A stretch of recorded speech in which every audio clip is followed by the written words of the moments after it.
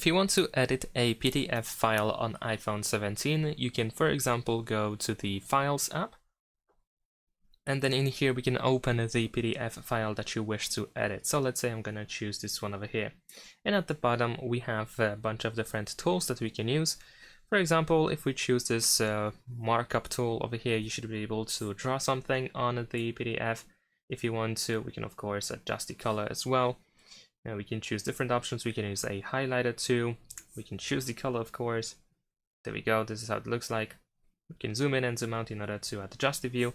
If you made a mistake, you should be able to tap on these three dots in the upper right corner in order to undo. There we go. You can also rotate, of course, adjust the size, and sometimes you can even remove the background if it is possible for the phone to do so, or rotate to the left over here. And once you are done, you can just simply go back, and all these changes will be automatically saved. And that's pretty much it. Thanks for watching, leave a like and subscribe.